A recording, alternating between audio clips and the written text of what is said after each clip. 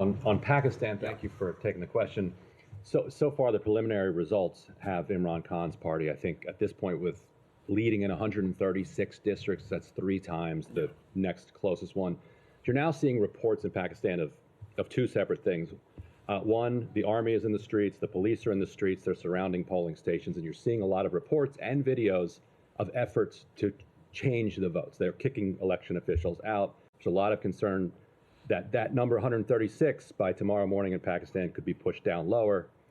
Separately, you're seeing also surface in Pakistan an attempt by the kind of military-connected officials to take the independents who are associated with PTI and pressure them to join other parties. So even though Imran Khan's party might win a majority, after torture and bribery, you could have a different government take power. So you've, from the podium, stood up for free and fair elections.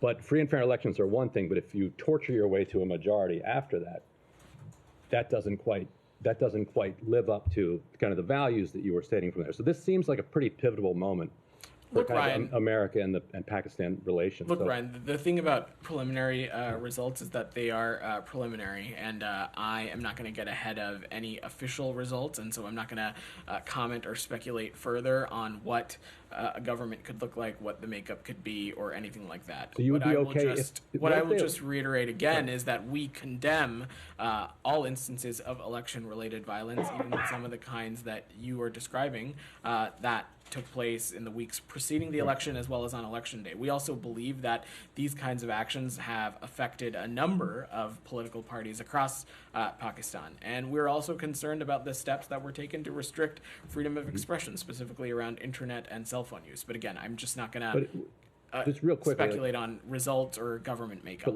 But let's say the Pakistani people do elect a majority of independents associated with the PTI, but then after a bunch of backroom negotiations, which are accompanied by reports of torture, all of a sudden there's another candidate that has a majority. Would that be okay with the United States? I'm not gonna You can't say that wouldn't be okay with the United States. I'm not gonna hypothesize on a made-up situation that you're just describing right now. We will, at some point, I have no doubt that the United States of America will comment on the official election results when they happen. But till then, we will defer to the electoral process, which we believe we take very seriously.